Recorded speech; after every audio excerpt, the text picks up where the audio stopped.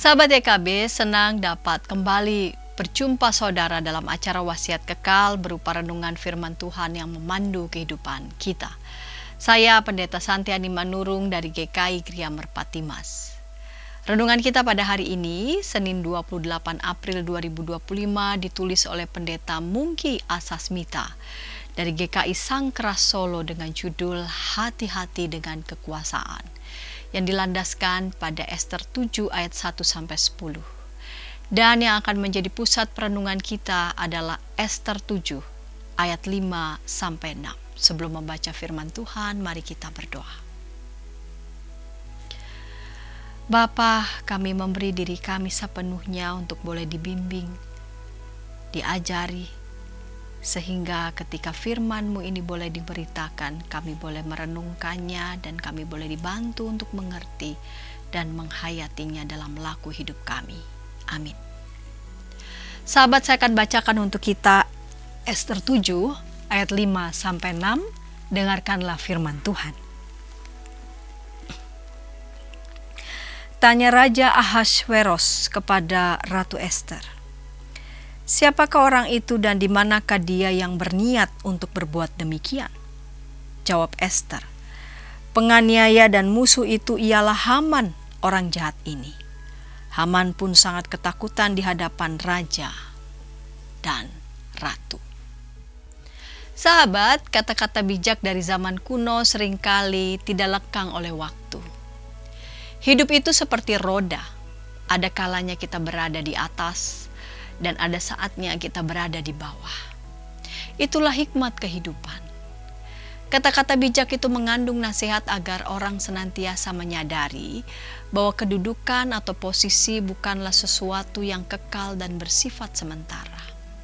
Oleh karena itu, janganlah berbuat jahat ketika kedudukan kita sedang berada di atas. Haman adalah seorang pembesar kepercayaan Raja Ahasveros yang memiliki kekuasaan yang sangat besar. Oleh karena perseteruannya dengan Mordekai, seorang Yahudi, ia bermaksud untuk membinasakan semua orang Yahudi yang ada di seluruh kerajaan Ahasveros. Haman tidak cukup puas bila hanya menghukum Mordekai. Ia mau membasmi semua orang yang sebangsa dengan Mordekai. Namun sebelum rencana jahat itu terlaksana, Mordekai dengan bantuan Ester mengadukan niat jahat Haman kepada Raja Ahasveros. Di atas langit masih ada langit. Lalu Raja Ahasveros memerintahkan agar Haman ditangkap dan dihukum mati. Sahabat, setiap orang dalam pengertian tertentu pasti mempunyai kekuasaan terhadap orang lain, sekecil apapun kekuasaan itu.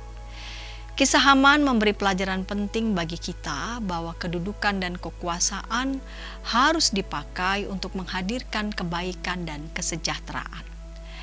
Bila kita menerapkan aji mumpung, maka pada suatu saat hal buruk yang kita lakukan terhadap sesama kita akan menjadi bumerang yang menghantam dan mungkin menghancurkan diri kita sendiri.